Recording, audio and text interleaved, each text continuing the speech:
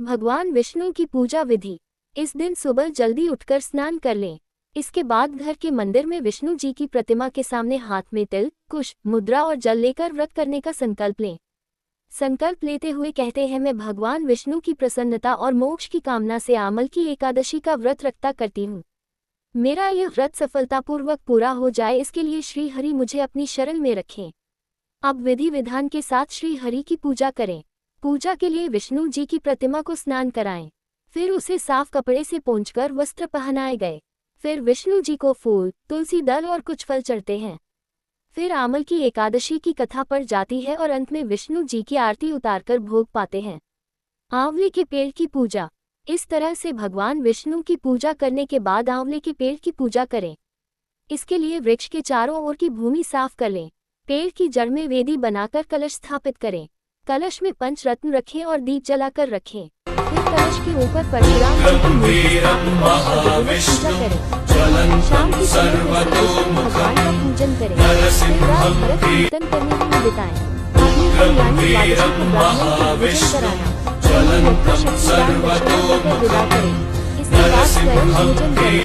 आमल की एकादशी की कथा। पौराणिक कथा के अनुसार एक बाबर वैद्यश नाम का नगर था, जिसमें ब्राह्मण, क्षत्रिय, वैश्य और शूद्र चारों वर्ण आनंद सहित रहते थे।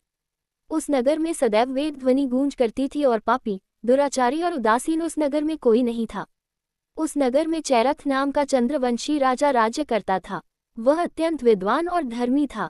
उस नगर में कोई भी व्यक्ति दरिद्र व कंजूस नहीं था। सभी नगरवासी विष्णु भक्त थे और आबाल वृद्ध स्त्री पुरुष एकादशी का व्रत किया था। एक बार फाल्गुन मास के शुक्ल पक्ष की आमल की एकादशी आई। उस दिन राजा, प्रजा और बाल वृद्ध सबने हर्षपूर्वक व्रत किया। राजा अपनी प्रजा के साथ मंदिर में जाकर पूर्ण कुंभ स्थापित करके धूप, दीप, नैवेद्य, पंचरत्न आदि से आंवले का पूजन करने लगे और इस प्रकार स्तुति करने लगे। इसके बाद सबने उस मंदिर में रात्रि जागरण किया। रात के समय वहां एक बहेलिया आया, जो बेहद पापी और दुखी था। वह अपने कुटुंब का पालन जीव हत्या करके किया था। भूख और प्यास से अत्यंत व्याकुल वह बहेलिया इस जागरण को देखने के लिए मंदिर के एक कोने में बैठ गई और विष्णु भगवान और एकादशी महात्म्य की कथा सुनने लगा। इस प्रकार अन्य मनुष्यों की भांति उन्होंने भी रात जागकर बिता दी। प्रातःकाल में ही सब लोग अपने घर चले गए तो बहेलिया भी अपने घर चला गया। घर जाना उसने भोजन किया। कुछ समय बीतने के पश्चात उस बहेलिये की मृत्यु हो गई। लेकिन इस आमल की एकादशी के व्रत और जागरण से उसने राजा विष्णुनाथ का जन्म लिया और उसका नाम उसे रखा गया।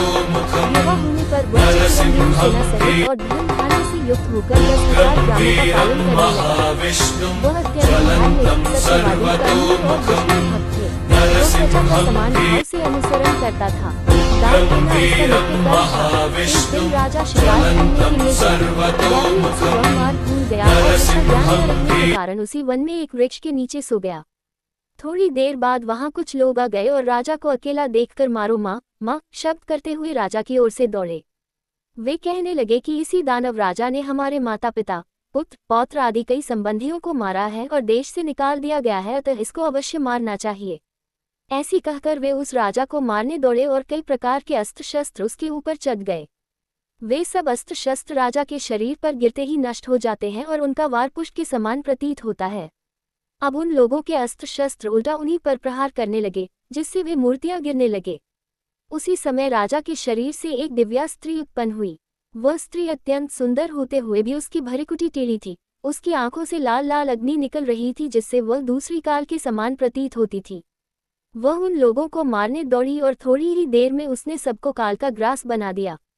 जब राजा सोकर उठा तो क्या उन लोगों ने मरा हुआ देखकर कहा कि ये शत्रुओं को किसने मारा है?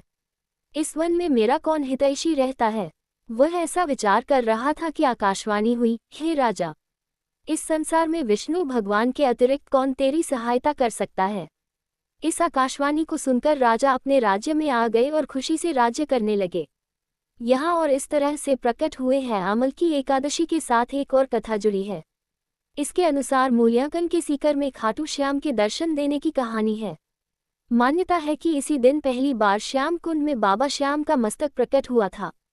तब से होली के पहले पड़ने वाली इस एकादशी के मौके पर खाटू धाम में मेले का आयोजन होता है, जहां श्रद्धालु खाटू श्याम के दर्शन करके पूजा पाठ करते हैं और उन्हें अपने घर परिवार की सुख समृद्धि की प्रार्थना करते हैं।